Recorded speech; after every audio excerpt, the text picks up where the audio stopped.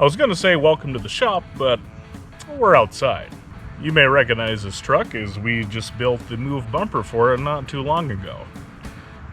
The owner got a hold of me and had some concerns.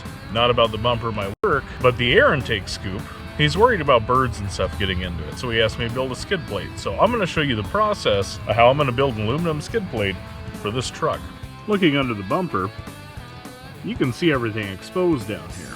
And you can also see this air scoop with the electronically controlled louvers that directs more airflow into the intercooler and radiator. So my current plan is we're going to use these mounts to attach this way. We're going to use these bottom holes to attach the front of the skid plate. It's going to come down and back, attach into this plastic, but also be supported over here because these brackets match on both sides. Looking from the side, if we take the tape measure and we go about 2 inches, if we come down to approximately 7 inches, we can make a transition that comes back. I figured about 16 inches would be a good transition point. Come up and into the front. We have 33 inches between this plate and the plate on the other side that you can't quite see. And the mouth of the air scoop is about 21 inches.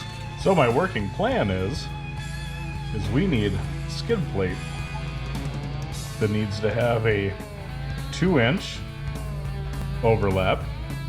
It needs to be 7 inches from here to here. It needs to be 16 inches long, and it needs to be 33 inches wide. And it needs to have an opening with slats that is 21 inches wide. Let's draw something up on the computer.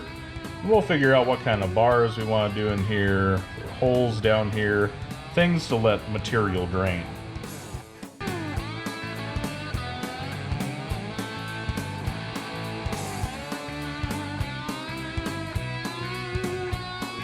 Well, there she be. Next, we're going to bend this.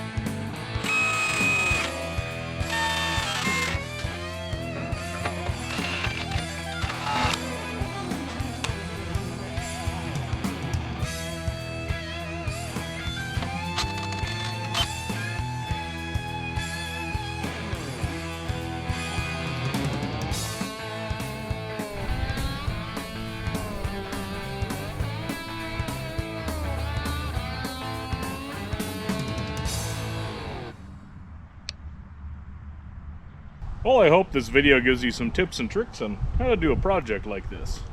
Once again, this is Dustin from Steel Dog Fabrication. Like and follow for more.